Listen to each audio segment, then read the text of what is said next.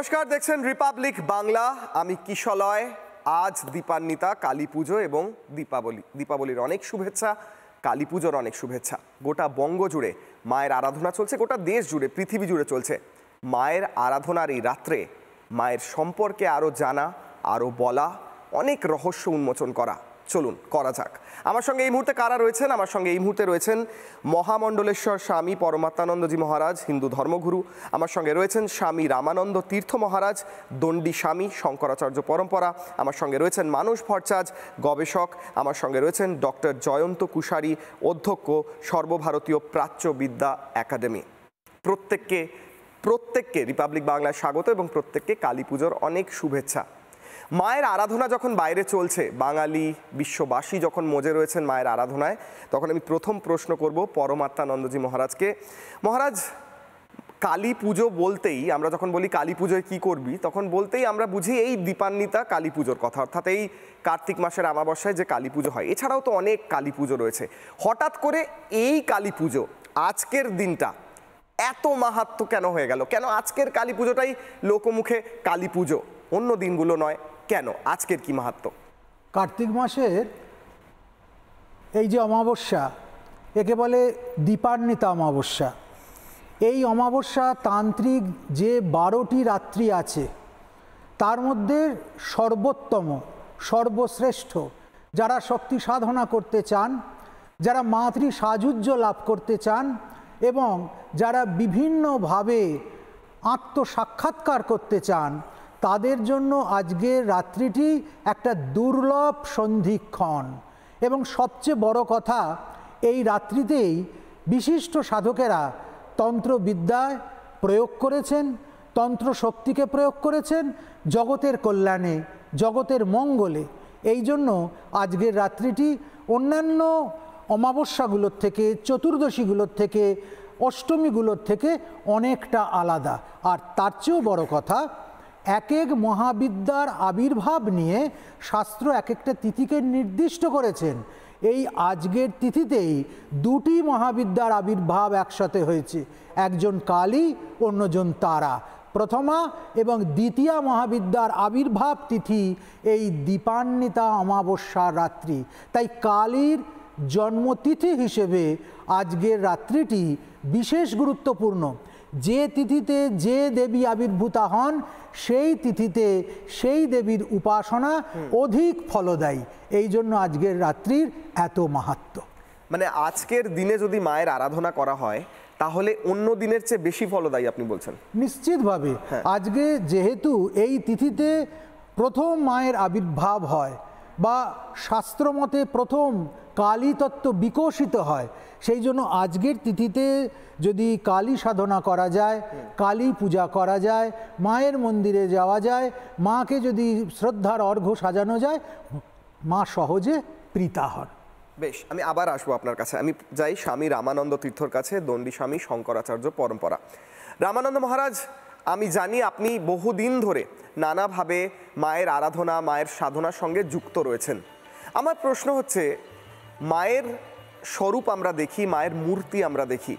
মায়ের মূর্তি দেখে প্রাথমিকভাবে বাঙালির মননে রয়েছে মা হচ্ছেন আমাদেরই বাড়ির মেয়ে। যদিও ওরম ভয়ঙ্করী এক মূর্তি, কিন্তু আমাদের বাড়ির মেয়ে, আমাদের কাছের, আমাদের হৃদয়ের কাছের। এই ভয়ঙ্করী এক মূর্তি, আমাদের বাড়ির মেয়ে, আমাদের হৃদয়ের কাছের মা, কি করে হয়ে উঠলেন? ছোট্ট ইতিহাসটা। বিষয় হলো, সাধক ব্রহ্মানন্দগিরি প্রথম কালীর যে সাধনা শুরু করেন হচ্ছে কামরূপে। কামরূপে যখন ব্রহ্মানন্দগিরি সাধনা শুরু করেন, সেইখানে ভগবতী মানে তার সিদ্ধি লাভের আগেই সেখানকার রাজাকে স্বপ্নাদেশ করেন যে উনি যেন ওখান থেকে ব্রহ্মানন্দগিরিকে সরিয়ে দেওয়া হয়। কারণ ব্রহ্মানন্দগিরির যে সাধনার পরবর্তীকালে ওনার যা একটা সিদ্ধি লাভের পরে তো দেবীর কাছ থেকে চাওয়া পাওয়া থাকে, সেইটা খুব একটা ভালো মা বোঝেননি। কিন্তু বিষয় হলো, যখন রাজা ব্রহ্মানন্দগিরিকে ওখান থেকে তাড়িয়ে দেয় পুনরায় আরেক জায়গায়, সেখান থেকে তাড়িয়ে দেওয়ার পরে কামরূপে নীল পর্বতে হাতির পিঠে ঢুকে সাধনা করেন এবং সেখানে ভগবতী কালিকা শেষ পর্যন্ত ওনাকে দর্শন দেন এবং বলেন তুমি কি চাও।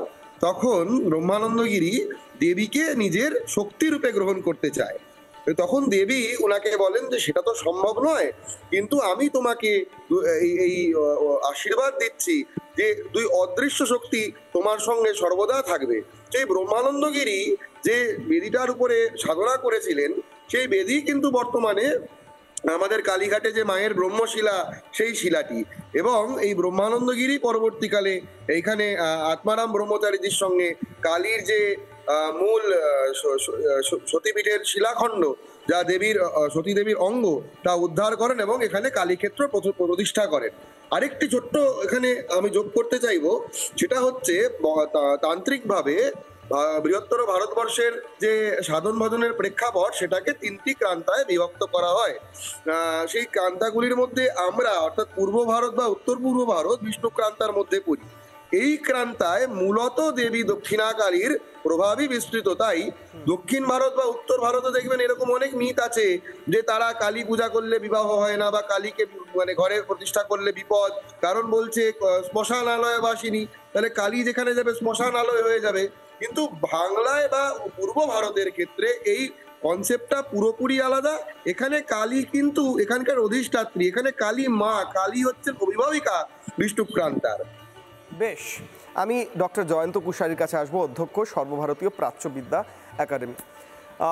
আমার প্রশ্ন হচ্ছে, মায়ের যে ধ্যান মন্ত্র ওম কারালাবাদানাম ঘোরাম মুক্তা কেশিম, সেই মায়ের ধ্যান মন্ত্র যদি আমি দেখি, মায়ের ভয়ঙ্কর রূপ দেখি, শ্মশানবাসিনী মা দেখি, আবার সেটাকে কন্ট্রাস্ট করে দিই আজকের একটা দুরন্ত জীবন, একটা মার্সিডিজ, একটা অত্যন্ত আধুনিক গাড়ি, একটা আধুনিক ফোন, আইটি সেক্টরে চাকরি, সে হঠাৎ করে এক শ্মশানবাসিনী দেবীর পুজো করছেন।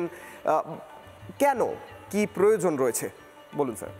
হ্যাঁ, আমি যদি কালী শব্দটাকে ব্যুৎপত্তি করি, অর্থাৎ ডেরিভেশন করি, তো সেখানে বলা হচ্ছে কলনাথ কালী। যেমন বলছে কলৌ কালী কলৌ কালী, তেমনি কলনাথ কালী। প্রশ্নটা হলো যে আমি একজন লেম্যান, কলন শব্দটা কি আমার কাছে তো পরিষ্কার নয়।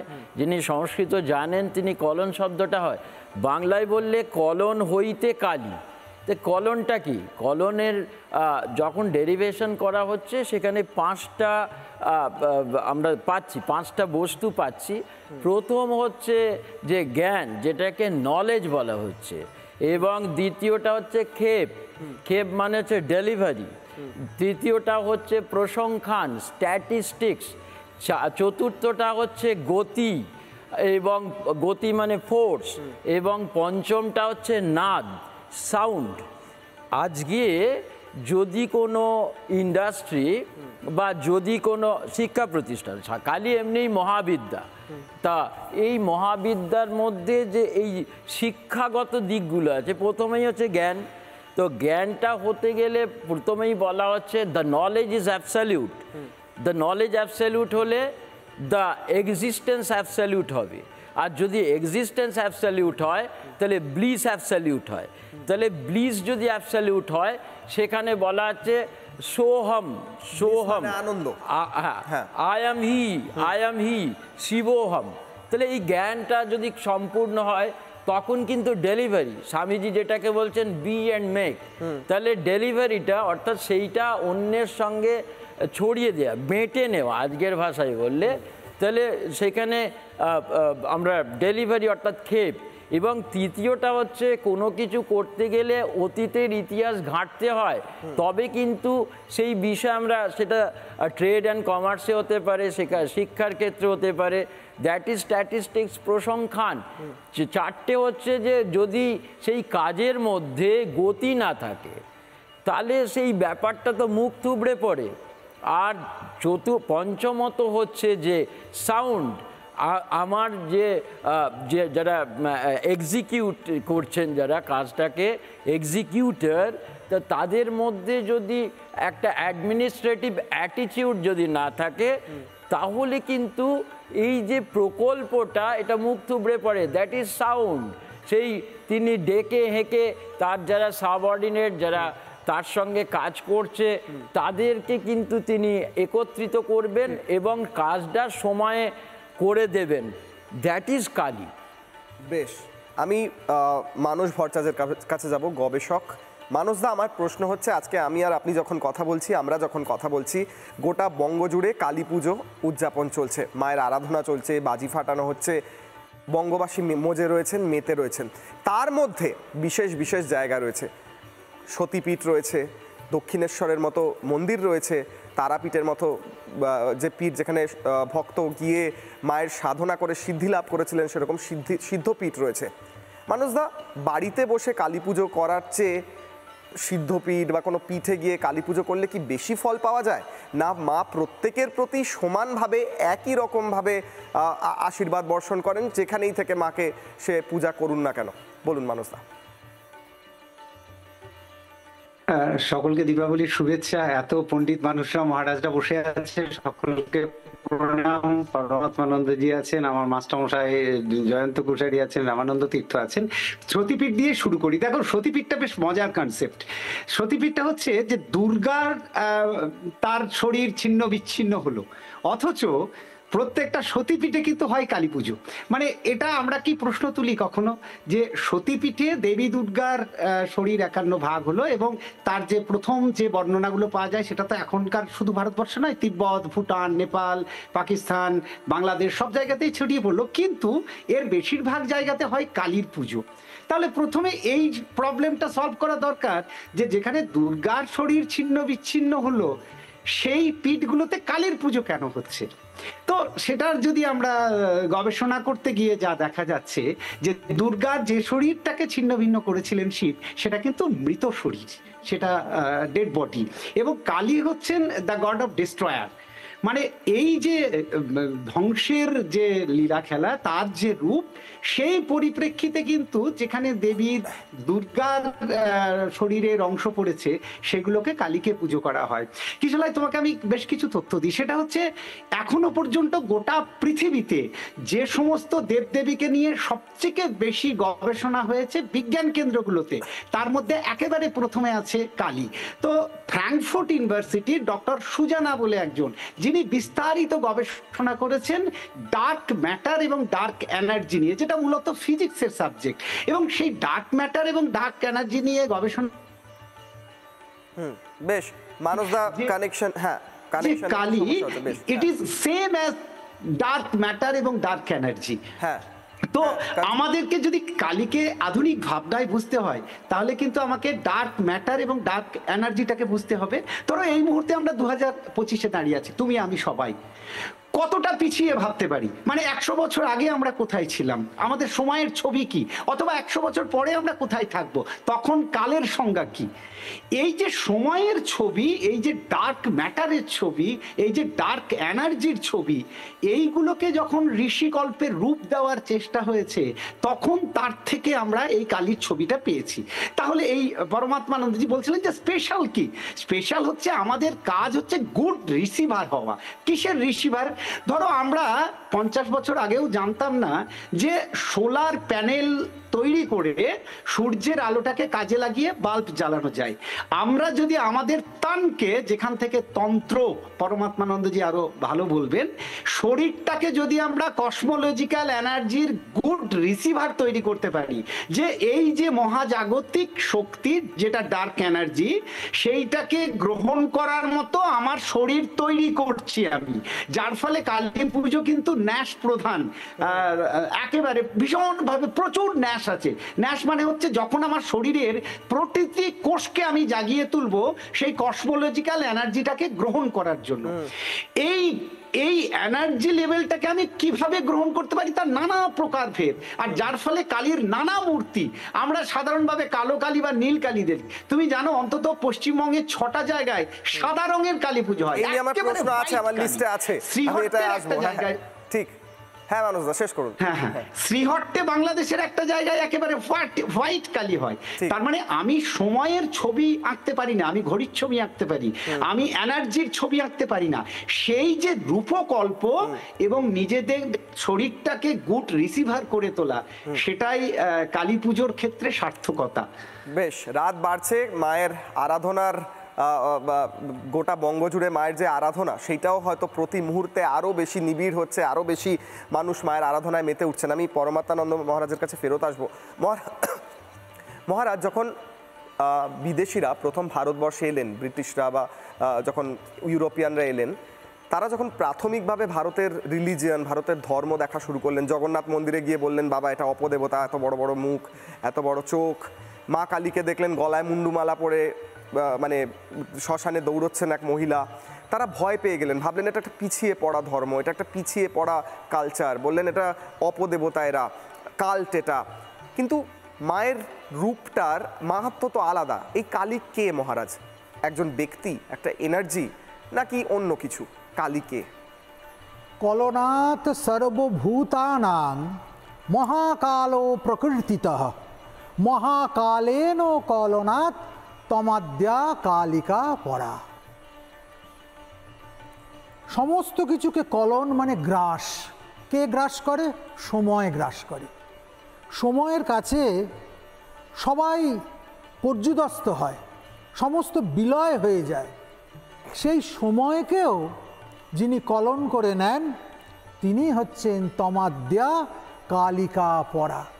আসলে কালী কোনো দেবী নন, কালী একটা কনসেপ্ট, কালী একটা চেতনা, কালী একটা বধির যাত্রা, কালী একটা চেতনার প্রবাহ, কালী একটা আত্মসাক্ষাৎকারের লগ্ন। সেই আত্মসাক্ষাৎকারটা কিসের আত্মসাক্ষাৎকার? না, এই কালী শব্দটার মধ্যে রয়েছে কাল শব্দটা। যিনি মহাকালের সঙ্গে রমণ করছেন তিনি হচ্ছেন মহাকালী বা তিনি হচ্ছেন কালী। এই মহাকালকে, মহাকাল হচ্ছে মৃত্যু, কালী তাই মৃত্যুর দেবী। জীবনের সবচেয়ে সত্য বলে যদি কিছু থাকে, ফ্যাক্ট, সেটা হচ্ছে মৃত্যু। আমরা জন্মের পর থেকেই যার কাছে সমর্পিত সেটা হচ্ছে মৃত্যু। আমার একটা নির্দিষ্ট সময় আছে বেঁচে থাকার, যেটা আমি জানি না, সেটা অন্য কেউ জানে। মহারাজ, ভগবদ গীতায় বলা হচ্ছে যতস্য হি ধ্রুব মৃত্যুর, মানে হ্যাঁ, জন্ম জরম নিশ্চিত, মৃত্যু নিশ্চিত, আবার পুনর্জন্মও নিশ্চিত, কোনো সন্দেহ নেই। অতএব মৃত্যুর চেয়ে নিশ্চিত আর কিছু নেই। একটা একটা করে দিন যাচ্ছে, আমি একদিন করে মৃত্যুর কোলে ঢলে পড়তে যাচ্ছি। সেই বলছেন আয়ুর নশ্বতি পশ্যতাম প্রতিদিনম জাতিক স্বয়ং যৌবনম। হ্যাঁ, একেবারে শুধু তাই নয়, যখন যুধিষ্ঠিরকে প্রশ্ন করা হয়েছিল যে সবচেয়ে আশ্চর্য কি, উনি বলেছিলেন যে সবচেয়ে আশ্চর্য হচ্ছে মানুষ প্রতি মুহূর্তে মরছে, একদম, কিন্তু সে বিশ্বাস করছে না যে সেও মরবে, হ্যাঁ, এবং তারও মৃত্যুটা অবশ্যম্ভাবী। মৃত্যুর উদযাপন, মৃত্যুর উৎসব, আমরা কি মৃত্যুকে পূজা করছি? দেবী, এই মৃত্যুরূপা কালী। মৃত্যুকে একদল লোক ভয় পায়, তারা মৃত্যুকে এড়িয়ে চলতে চায়, মৃত্যুকে অস্বীকার করতে চায়। কিন্তু যারা মৃত্যুকে বরণ করে নেয়, মা তাদের হৃদয়ে এসে নৃত্য করে। যা অবশ্যম্ভাবী তাকে বরণ করে নেবার মধ্যে কোথাও বীরতা আছে। এই বীরত্ব যারা সাধন করে তারাই বীরাচারী সাধক, তারাই তন্ত্র সাধক, তারাই শক্তি সাধক। কালীর অবস্থানটা কোথায়? কালীর অবস্থানটা একটা সীমারেখার মধ্যে, একদিকে জন্ম আরেকদিকে মৃত্যু, একদিকে জীবন আরেকদিকে নাশ। এই জীবন আর মৃত্যুর মাঝখানের যে অলঙ্ঘ একটা নিয়তি বা রেখা, যা দেখা যায় না অথচ যার অস্তিত্ব আছে, তিনি হচ্ছেন পরমা কালী। তাই বলছে কালো রূপ অনেক আছে, এ বড় আশ্চর্য কালো, যারে হৃদি মাঝারে ধরলে পরে হৃদয় পদ্ম করে আলো। সব কিছুর মধ্যে ডুয়েলটি আছে। আমি কালোর নিচে আলোকে দেখতে পাচ্ছি মায়ের মধ্যে, আবার মায়ের নিচে শিবকে দেখতে পাচ্ছি আলো রূপে। এই শিব এবং শক্তি, এই যে যুগনধ্য সাধন, এই যুগনধ্য সাধনই হচ্ছে কালীর প্রকৃত স্বরূপ, মৃত্যুর উপাসনা, যাকে নিয়ে স্বামীজি লিখেছিলেন কালী দিমাদার। সত্যেন্দ্রনাথ দত্ত পরবর্তীকালে তার অনুবাদ করলেন মৃত্যুরূপা মাতা। অন্যান্য ধর্মের সমস্ত মানুষ, সারা পৃথিবী জুড়ে মানুষ মৃত্যুকে ভয় পেয়েছে, কেবল ঋষি প্রজ্ঞাতেই মৃত্যু আকাঙ্ক্ষিত হয়েছে। মৃত্যুর উৎসব আমরা পালন করি, মৃত্যুকে আমরা ভয় পাই না, আমরা মৃত্যুকে সাদরে বরণ করে নিই। সেই স্বরূপই কালীর। বেশ, আবার আমি আসছি মহারাজ, আপনি এত সুন্দর করে বললেন, আমি রামানন্দ তীর্থ মহারাজের কাছে যাব। মহারাজ, শঙ্করাচার্য পরম্পরার আপনি একজন দণ্ডী স্বামী। শঙ্করাচার্য পরম্পরা ভারতে এত প্রসিদ্ধ, হাজার হাজার বছর ধরে। আমার একটা খুব মানে এমন একটা প্রশ্ন রয়েছে যেটা হয়তো সবার মনে রয়েছে কিন্তু মানুষ করতে পারেন না। কালী হচ্ছে একজন কনসেপ্ট, মহারাজ বলছিলেন। একজন যদি কনসেপ্ট হয়, তাকে আমরা রূপ দিয়ে, তাকে আমরা মুখ বানিয়ে, হাত বানিয়ে, খড়গ দিয়ে একটা মূর্তি বানিয়ে পুজো করার প্রয়োজন কি আছে? তাহলে কনসেপ্ট যখন আমরা মূর্তি ছাড়া মনের ভেতর পুজো করতে পারি, এত রিচুয়ালসের কি প্রয়োজন আছে? তন্ত্রের বিভিন্ন আমরা দেখি এত ঘন্টার পর ঘন্টা যারা পুরোহিত রয়েছেন তারা পুজো করছেন, এগুলোরও কি প্রয়োজন আছে, না এটা ছাড়াও হয়ে যায় পুজো? বলুন মহারাজ। বিষয় হলো, আমরা যদি মানব সভ্যতার ইতিহাসটা দেখি শাস্ত্রীয় মর্যাদার ভেতরে, তাহলে দেখবে চতুর্যুগ আছে, সত্যযুগ, ত্রেতাযুগ, দাপর যুগ এবং কলিযুগ। একটু এই প্রেক্ষাপটটা আলোচনা করা গুরুত্বপূর্ণ। তাহলে তন্ত্র শাস্ত্র অনুসারে বর্তমান সময়ে সাধন ভজন করাটা কতখানি প্রাসঙ্গিক তা প্রতিষ্ঠিত হবে। সত্যযুগ অর্থাৎ যেই সময় বৈদিক ঋষিরা বেদ আদি সবে সৃষ্টি করেছে এবং সেই পদ্ধতি অনুসারে সাধন ভজন মানুষ করছে, সেই সময় কেবলমাত্র পরমার্থ লাভই কিন্তু মানুষের একমাত্র উদ্দেশ্য ছিল। এবং বৈদিক যে শাস্ত্র অনুসারে যে সরল সাধনা, সেই সরল সাধনা বা পশ্চাচারে মানুষের সিদ্ধি বা তাদের জীবন মুক্তি ঘটা সম্ভব হতো। কিন্তু যত সময় গিয়েছে তত পাপ বৃদ্ধি পেয়েছে এবং মানুষের বুদ্ধি হয়েছে স্থূল। অর্থাৎ যে সূক্ষ্মতা দিয়ে পরব্রহ্মকে একটি মানুষ সহজেই অনুধাবন করতে পারে, যত সময়ের বিবর্তন হয়েছে মানুষ বিভিন্ন রকম প্রপঞ্চে ভেসেছে এবং সেই সূক্ষ্মতা হারিয়েছে। ফলে মানুষের আর সেই পরব্রহ্ম তত্ত্বকে তার বুদ্ধির চিন্তার দায়রার মধ্যে অনুধাবন করা সম্ভব হচ্ছে না। দেখুন, সত্যযুগের যেরকম প্রামাণ্য শাস্ত্র অর্থাৎ পরমার্থ লাভের শাস্ত্র বেদ, তখন কিন্তু তারপরেই এলো কি ত্রেতাযুগ। আমরা দেখবো ত্রেতাযুগ সত্যযুগের থেকে বেশি পাপক্লিষ্ট। ত্রেতাযুগে রামায়ণে পরস্ত্রী হরণের মতো ঘটনা ঘটছে, সত্যযুগে কিন্তু তা হতো না। তাই ত্রেতাযুগে কেবলমাত্র বেদের মাধ্যমেই মোক্ষ সম্ভব হলো না, এখানে পুরাণেরও প্রাধান্য এলো। দেখুন, রামচন্দ্র কিন্তু পৌরাণিক দুর্গা পূজা করেছিলেন। পুরাণে কি আছে? পুরাণে ভগবানদের হিস্ট্রিটা বলা আছে যে এইটা ভালো, এইটা খারাপ। ভগবানদের নীতি অনুযায়ী উনি ঠিক করেছিলেন তাই উনি বর পেয়েছেন, এ ভুল করেছে বলে একে ধ্বংস করা হয়েছে। আবার যখন দাপর যুগ এলো তখন পাপ আরো বেড়ে গেল। মহাভারতে দেখবো রামায়ণে পরস্ত্রী হরণ হয়েছিল, মহাভারতে তো নিজের পরিবারের কুলবধূর চিরহরণ হয়েছে। পাপ আরো বেড়ে যাওয়ার জন্য কেবল বেদ এবং পুরাণ শাস্ত্র দ্বারাই পরমার্থ লাভ সম্ভব নয়। তাই এইখানে স্মৃতি প্রবেশ করলো। স্মৃতিটা কি? স্মৃতি বা সংহিতা হচ্ছে হিন্দু ধর্মাবলম্বীদের সংবিধান। তারা কি করবে, কোন দিকে মুখ করে খাবে, কোথায় বসবে, কিভাবে ঘুমাবে, কিভাবে বিবাহ হবে। তাহলে এই যত পাপ বাড়ছে, দেখো আমাদের শাস্ত্রের ভারও বাড়ছে। বাড়তে বাড়তে এখন কলিযুগ, এখন পাপের পরাকাষ্ঠা একদম চূড়ান্তে। তাই বেদ, স্মৃতি এবং পুরাণ এই ত্রিবিধ শাস্ত্রের দ্বারা মানুষের মুক্তি আর এই যুগে সম্ভব নয়। তাই এই যুগে পঞ্চম বেদ সদাশিব নিঃসৃত যে আগম, সেই আগম শাস্ত্রের যে প্রমাণ এবং পদ্ধতি, সেই পদ্ধতি দিয়ে মূলত বিভিন্ন দেবতাদের সেই পরব্রহ্মই আমরা সাধনা করছি। কিশোরায় খুব মানে ইন্টারেস্টিং ব্যাপারটা, পরব্রহ্ম যখন সৃষ্টি করেন তিনি হচ্ছেন সূর্য, পরব্রহ্ম যখন পালন করেন তিনি হচ্ছে বিষ্ণু, সেই পরব্রহ্মই যখন সংহার করেন তিনি হচ্ছেন রুদ্র, পরব্রহ্ম যখন আগ্রহ করেন তিনি গণপতি, আবার এই পরব্রহ্মই যখন নিগ্রহ করেন তিনি কিন্তু ভগবান। এই কারণেই এই শঙ্করাচার্যের যে আমাদের স্মার্ত পরম্পরায় এই গণেশাদি পঞ্চ উপাসনার কথা এখানে খুব উল্লেখযোগ্য ভাবে বলা রয়েছে এবং কারোর সঙ্গে কিন্তু কারোর ভেদ নেই। মহারাজ, আমি আবার আসছি আপনার কাছে। এখানে ডক্টর জয়ন্ত কুশারি উনি হাত তুলছেন। আমার একটা প্রশ্ন আছে। না, আপনি উত্তর দিতে চাইছিলেন। হ্যাঁ, না আমি বললাম আপনি উত্তর দিতে চাইছেন।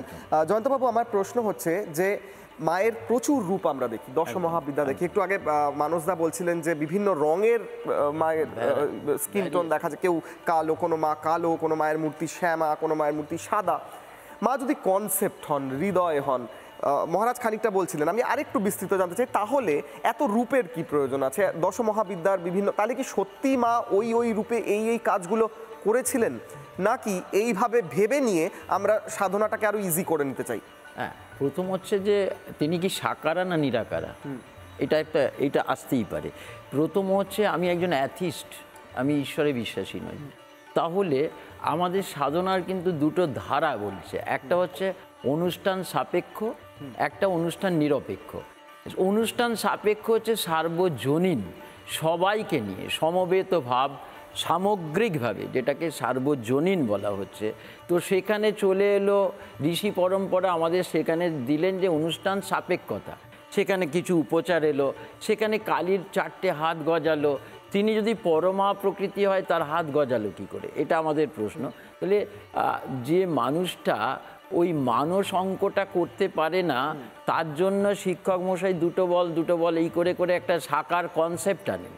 তো এইখানেও কিন্তু কালী সেটা আসলে প্রকৃতিতে যে কালী, সেইটাই কিন্তু অনুষ্ঠান নিরপেক্ষতা।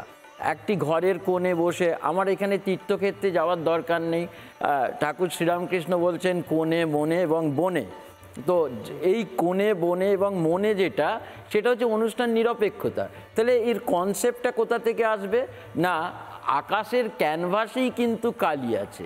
আকাশের ক্যানভাসে ফুটে উঠছে দুটো রং, একটা হচ্ছে তিনি শ্যাম অর্থাৎ শ্যামা, আবার একদম আবার ঘোর বর্ষার যে জল ভরা নিকষ কালো, আলকাতরার থেকেও যে কালো সেটা। তাহলে এই কনসেপ্টটাকে কে অস্বীকার করবে? প্রকৃতির যে দুটো রূপ, আকাশের ক্যানভাসে যে দুটো চিত্র, একটা হচ্ছে নীলবর্ণ, একটা কালো, দ্যাট ইজ কালী। এখন প্রশ্ন হতে পারে এই কালীর বয়স কত, কেনই বা অমাবস্যাটা চলে এলো? এই কালীর বয়স কিন্তু ঠিক 16 বছর এবং একদম 16 বছর। মানে যে মাকে আমরা আরাধনা করি তার বয়স যিনি দাঁড়িয়ে আছেন তিনি 16 বছর, একদম 16 বছর, এবং বাবার বয়স 19 বছর। কেন তোমার বয়স হয় না 16, আমার 19। তো এইটাই তো, এই কনসেপ্টটাই তো আসছে, কেননা আমাদের ওই আকাশের ক্যানভাসে ফুটে উঠছে কি, আকাশের ক্যানভাসে ফুটে উঠছে চন্দ্রকলা, যেটা হচ্ছে 1 থেকে 14টা হচ্ছে যেটা নশ্বর, সেটা বাড়ে এবং কমে, অর্থাৎ তার হ্রাসও আছে আবার তার বিকাশও আছে।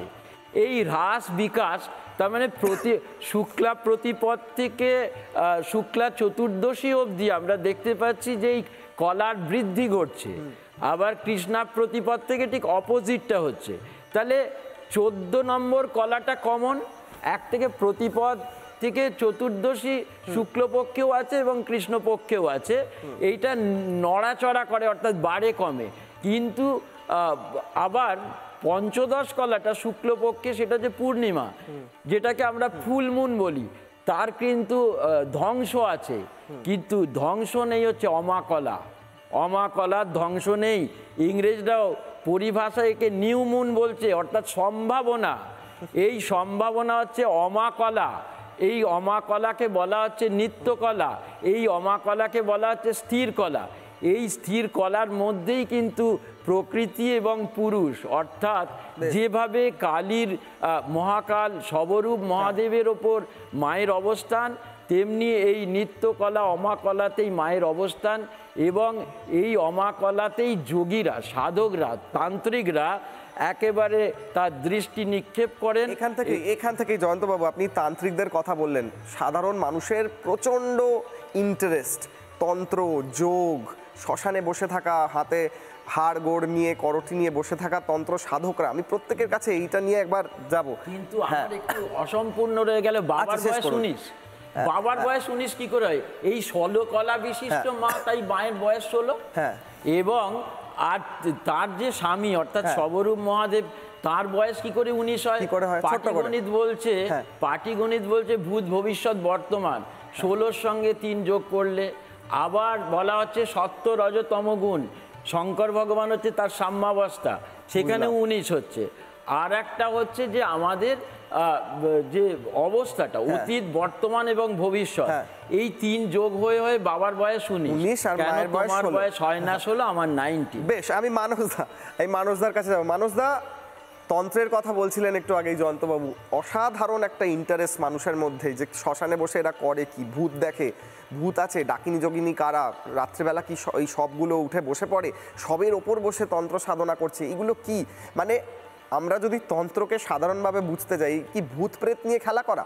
মানসদা, তারপর আমি আসবো মহারাজদের কাছে, ওনারা আরও বিশদে হয়তো বলবেন, বা মানসদা গবেষক হিসেবে, সাধারণ লেম্যান হিসেবে, যিনি মানে একদম নিউট্রালি একটা তন্ত্রের মানে ঠিকঠাক বিষয়টা ওখানে একজন মানে খুব ভালো তান্ত্রিক আছেন তার কাছেই আসবো আমি next। layman- কিন্তু আমি বলবো যে হ্যাঁ, আমি আমার কাছে তন্ত্রের 182টা তন্ত্রম আছে বিভিন্ন ধরনের, আগম সাত থেকে আরম্ভ করে রাধাতন্ত্রম, এবং সেই তন্ত্রগুলো পড়ে যখন মনে হয়েছে এখন পরস্পর বিরোধী অনেক তন্ত্র আছে, যে যতক্ষণ না আমরা একটা নির্দিষ্ট পরিবেশে বসে আমাদের শরীরটাকে ঠিকঠাক জাগিয়ে তুলতে পারছি, ততক্ষণ মানুষের হাতে ঝাঁটা ধরিয়ে লাভ নেই, তাহলে সেটা ধর্মের অপমান হচ্ছে।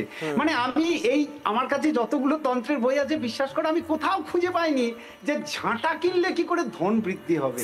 মানে এই রকম যদি বিষয়টা দাঁড়ায় তাহলে আমি সেটার বিরোধী। কালকে আমি রাস্তা দিয়ে যাচ্ছিলাম, দেখছি লোকে 5টা 6টা করে এক একজন ঝাঁটা কিনেছে, মানুষরা মাথায় করে ঝাঁটা নিয়ে যাচ্ছে লোকে। আরে ঝাঁটা মানে ধন বৃদ্ধি হচ্ছে, লোক শুধু ঝাঁটা বিক্রি করছে। আমি হন্যে হয়ে খুঁজে বেরিয়েছি যে ভাই কোন শাস্ত্রে আছে ঝাঁটা, আমি তন্ন করে কোথাও পাইনি। আমি জানি না মহারাজ আছেন পরমাত্মানন্দ, উনি বলতে পারবেন যে যদি কোথাও, মানে এখন এই তন্ত্রটা ঝাঁটার ডগায় এসে দাঁড়িয়েছে, সেটা খুব দুঃখজনক। মানে তন্ত্র যখন নিজের শরীরের প্রতিটা রোমকূপকে জাগিয়ে তুলে কসমিক এনার্জিকে গ্রহণ করে সাধারণ মানুষের উপকারে লাগবে, এই হচ্ছে সহজ বিষয় আর কি। তার নানা ব্যাখ্যা আছে, এমনকি কৃষ্ণের যে নাম হরে কৃষ্ণ কৃষ্ণ কৃষ্ণ, সেটাও কিন্তু তন্ত্র থেকে আসা। রাধাতন্ত্রম বলে একটি বইয়ে ওই মন্ত্রটিই আছে। তো সেই মানে কৃষ্ণ নাম যেটা, সেটাও তন্ত্র থেকে নেওয়া। কিন্তু এই ইদানিং কালে তন্ত্রের নামে যা চলছে সেটা ঝাঁটার ডগে চলছে আর কি। মানে এটা নিয়ে মানে খুব খারাপ ভাবে বললে ভাই, তন্ত্র নিয়ে এক ধরনের বুজরুকি শুরু হয়েছে, সেটা থেকে আমাদের সাবধান হওয়া দরকার। তার কারণ হচ্ছে কালী একটা এত বড় কনসেপ্ট। রামানন্দ তীর্থ বলছিলেন, তুমি ভাবো 4টে যুগের মিলন হচ্ছে এই কালী পুজোর সময় কালী। ধরো কালীর কনসেপ্টটা সত্য যুগ থেকে নেওয়া, যখন চন্ডমুন্ড বধ হচ্ছে। দীপাবলির কনসেপ্টটা ত্রেতা যুগ থেকে নেওয়া, যখন রাম ঘরে ফিরছে 14 বছর পর, প্রত্যেকে 14টা করে প্রদীপ জ্বেলেছিল, সেই থেকে 14 প্রদীপ। আমাদের নরক চতুর্দশী, সেই উপলক্ষে নরকাসুর দাপর যুগে কৃষ্ণ বধ করছেন, দাপর যুগ থেকে নেওয়া, এবং অথর্ববেদের থেকে 14 শাককে নেওয়া। এবং 14 শাকটাকে অদ্ভুত ভাবে দেখো, এখন অদ্ভুত ব্যাপার, এখন আমরা একটা দিন বেঁধে দিয়েছি যে ওই দিন 14 শাক একসঙ্গে ঘেটে ঘুটে খেতে হয়। বাজারে যে কি শাক বিক্রি হচ্ছে জানি না। আরে ভাই, যেদিন আমাদের লক্ষ্মী পুজো শেষ হচ্ছে তার পরের দিন থেকে কালী পুজো হচ্ছে 14 দিন, এবং নির্দিষ্ট ভাবে বলা আছে যে এই 14 দিনে 14 রকমের শাক খেতে হবে, এক এক দিন এক এক রকম, একসঙ্গে ঘেটে নয়, তাতে শরীরের কোনো উপকার হবে না। মানুষ, আমার কাছে সময় কম, আমি বাকিদের কাছেও যাবো ওই তন্ত্র বিষয়কে নিয়ে একদম ছোট করে। মহারাজ, আমার প্রশ্ন হচ্ছে, তন্ত্র মানে আমরা যেরকম দেখি সিনেমায় দেখানো হয় যে করটি নিয়ে সেটা আগুনে ফেলে দেওয়া হচ্ছে, মৃতদেহের উপর বসে আছে, মৃতদেহ উঠে বসে পড়ছে, ভূত নেচে বেড়াচ্ছে, এরকম কি করতে হয় তন্ত্র সাধনায়? মানে আপনারা জানি না তন্ত্র সাধনা কিভাবে করেন, আমরা সাধারণ মানুষ, কিন্তু এই ভূত প্রেত নিয়ে খেলা করাই কি তন্ত্র সাধনা? একটু রহস্যময় ব্যাপারগুলো নিয়ে মানুষের খুব ইন্টারেস্ট। শ্যামা ধন কি সবাই পায়, কালী ধন কি সবাই পায়। তা সেই শ্যামা ধনকে পেতে গেলে, কালী ধনকে পেতে গেলে তন্ত্র সাধনা ব্যতীত অন্য কোনো পথ নেই। তবে তন্ত্র মানেই কিন্তু ভূত প্রেত নয়, তন্ত্র মানেই প্রায়ান্ধকার মাঠেই হোক, শ্মশানেই হোক, ঘরেই হোক, নানান রকম পারিভাষিক শব্দ দিয়ে উল্টো দিকে যে মানব বা মানবী রয়েছে তার মাথাটা অর্ধেক গুলিয়ে দিয়ে তাকে নিজের ক্যাপচারে নিয়ে আসার কোনো রহস্যময় জাদু খেলা নয়। তন্ত্র আত্মসাক্ষাৎকার, তন্ত্র কুণ্ডলিনী জাগরণ, তন্ত্র চক্র উন্মোচন। আমরা বিশ্বাস করি আমাদের দেহে ষট চক্র আছে, আর তার মূলাধার চক্রে রয়েছেন কে? কুণ্ডলিনী রূপিণী মহাশক্তি। তিনি সার্ধ ত্রিবলয়াঙ্কিত হয়ে 3.5 প্যাঁচে ঘুমিয়ে রয়েছে জন্ম জন্মান্তর ধরে, লক্ষ লক্ষ জনি, হাজার হাজার জনি ধরে তিনি ঘুমিয়ে রয়েছেন। তাকেই সাধনার দ্বারা, যোগের দ্বারা, বিশেষ পদ্ধতির দ্বারা উত্থিত করতে হবে। সেখান থেকে উত্থিত হয়ে তিনি স্বাধিষ্ঠানে যাবেন, মণিপুরে যাবেন, অনাহতে যাবেন, আজ্ঞায় যাবেন, এবং শেষ পর্যন্ত সহস্রারে পরম শিবের সঙ্গে তার মিলন হবে। এটি সমাধি। এবং এর পরে তার নির্বিকল্প অবস্থা আসবে। আসলে তন্ত্র মানে আত্মজাগরণের যুগোচিত একটি প্রক্রিয়া। সেটা যেমন গুহ্য তেমনি গুরুমুখগম্য, এবং সিদ্ধ গুরুর কাছেই একমাত্র এর কঞ্চুকটি, এর চাবিটি রাখা আছে। ওই 90, 22, 25, 30 বছরের বাচ্চা ছেলে নানান রকম সেজে, কিংবা 50-60 বছরের বুড়ো লাল কাপড় পরে এক ধাবড়া মাথায় লাল সিঁদুর দিয়ে একটা বিশেষ কোম্পানির বোতল নিয়ে বসে পড়লো, সে শ্মশানেও বসতে পারে, পঞ্চমুণ্ডির আসন বলে কোনো একটা অদ্ভুত আসনেও বসতে পারে। এটা তন্ত্র নয়। যারা এই যুগের এবং সর্বযুগের শ্রেষ্ঠ তন্ত্র সাধক হচ্ছেন ভগবান শ্রীরামকৃষ্ণ। তার চেয়ে বড় কালী সাধক, এবং কালী নিজে সাক্ষাৎ এসে হাজির হয়েছেন যার মধ্যে, বা যিনি কালী তিনি হচ্ছেন শ্রীরামকৃষ্ণ। তার জীবন যদি আমরা দেখি তাহলে তন্ত্র কি আমরা বুঝতে পারবো। এখানে বা আমি যাব, আমার সঙ্গে এখনো রয়েছেন স্বামী রামানন্দ তীর্থ মহারাজ। তন্ত্রের সঙ্গে দেবীকে, মানে তন্ত্র বললেই কোথাও মায়ের মুখটা চলে আসে, তন্ত্রের সঙ্গে কালী পুজো, মা কালী এবং দেবী কালীর এই নিবিড় যোগসূত্রটা কেন অন্য দেবদেবীদের থেকে বেশি, কেন মায়ের সঙ্গে তন্ত্র বা তন্ত্র সাধনার নিবিড় যোগসূত্র? ছোট্ট করে মহারাজ। বিষয়টা হচ্ছে এইটা কিন্তু কিছুটা আমাদের একটু প্রাদেশিক প্রভাব। তন্ত্র অর্থাৎ যেরকম পরমাত্মানন্দজি বললেন যে তনু ইতি ত্রায়তে, অর্থাৎ তন অর্থাৎ শরীর থেকে জন্ম জন্মান্তরের যে 84 লক্ষ যোনির বারংবার চক্র, শঙ্করাচার্য বলছেন পুনরূপী জননম পুনরূপী মরণম পুনরূপী জননী জঠরে শয়নম, এর থেকে মুক্তি পাওয়ার উপায়, ত্রাণ পাওয়ার উপায় কিন্তু তন্ত্র। অর্থাৎ তন্ত্রকে আশ্রয় করে কোনো দেবতা বা দেবীর যে সাধন ভজন প্রণালী, সেই প্রণালী ফলো করে আমি জীবনের শেষে গিয়ে ত্রাণ পেয়ে গেলাম, মুক্তি পেয়ে গেলাম, যেটা জীবনমুক্ত অবস্থা হতে পারে বা ব্রহ্মলীন হয়ে হতে পারে।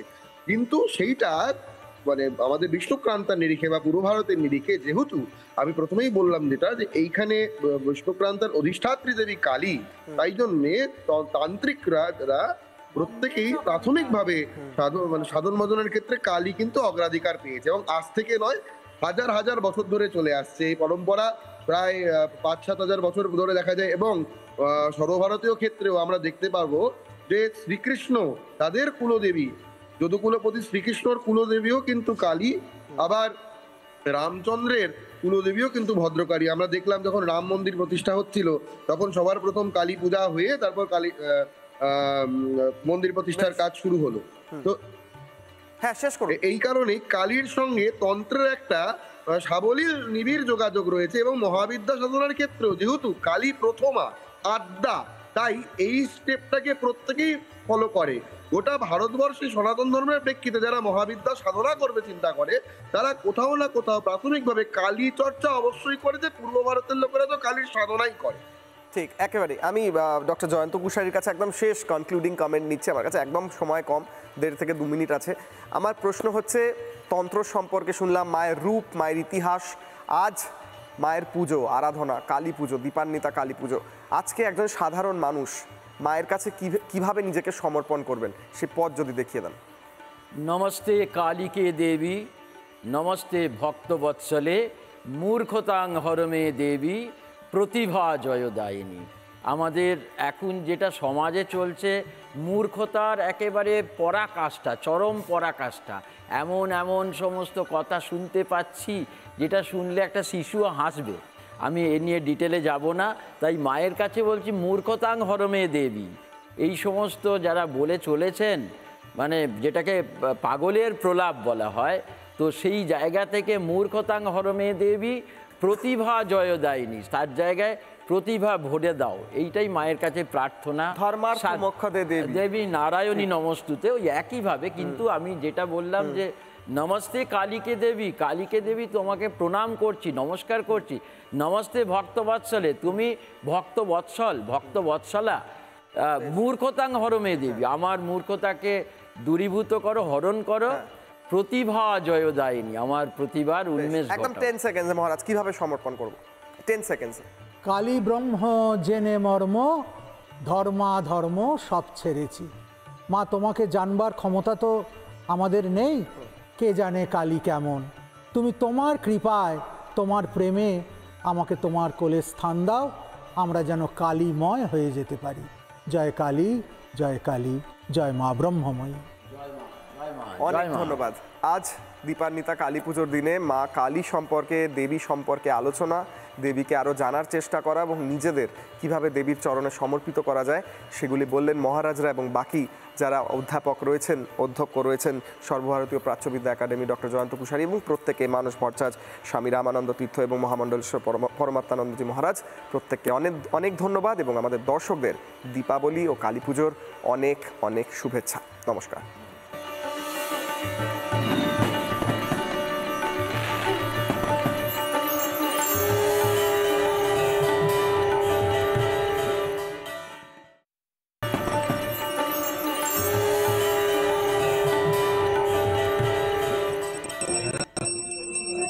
তারাপীঠে চলছে সন্ধ্যারতি। কালী পুজোর এই সন্ধে তারা মায়ের আরাধনা চলছে, সন্ধ্যারতি চলছে। তারা মায়ের বিগ্রহের সামনে হাজার হাজার ভক্তের ভিড় এবং তারই মধ্যে ভক্তরা মাকে নিবেদন করছেন বিভিন্ন দ্রব্য, যেমন শাড়ি কিংবা অন্যান্য নৈবেদ্য। মায়ের পুজো চলছে একদিকে, অন্যদিকে বলা হয় তারা মায়ের এই মূর্তি যে বিগ্রহ আমরা দেখতে পাচ্ছি তার ভেতরেই মায়ের প্রস্তরময়ী আরও এক মূর্তি রয়েছে, যে মূর্তি ভয়ঙ্কর। তার বাইরেই মা তারার আভরণ পরানো হয় এবং সেই বিগ্রহের পুজো হয়, প্রতিদিন নিত্য পুজো হয়। মায়ের আরাধনা চলছে, মায়ের আরতি চলছে।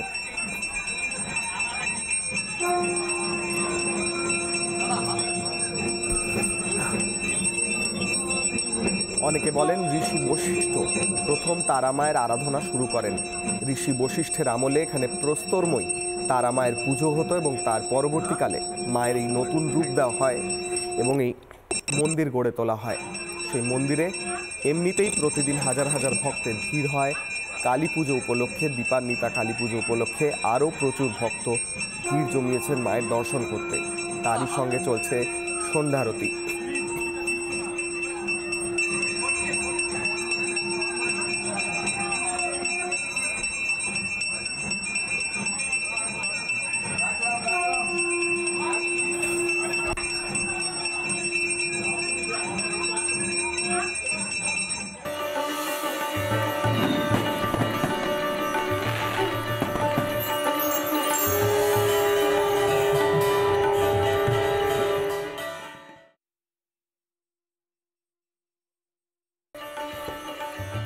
সিঙ্গুরের ডাকাতকালী মন্দিরে শক্তির আরাধনা। 550 বছরের পুরনো ডাকাতকালীর মন্দির।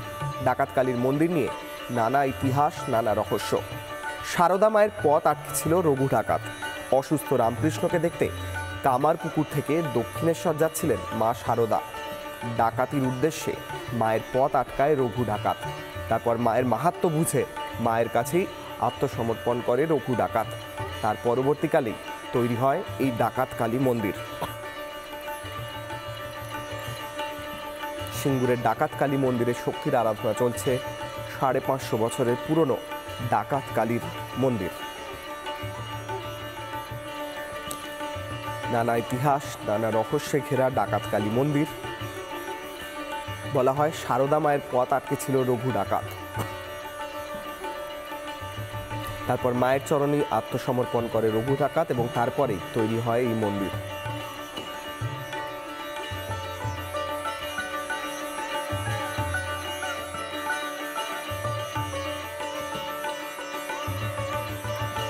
নানা ধরনের কন্টেন্ট দেখার জন্য লাইক করুন, শেয়ার করুন আমাদের ফেসবুক পেজ, সাবস্ক্রাইব করুন আমাদের ইউটিউব চ্যানেল। পাশাপাশি অন্যান্য ব্রেকিং নিউজের জন্য অবশ্যই চোখ রাখুন রিপাবলিক বাংলায়।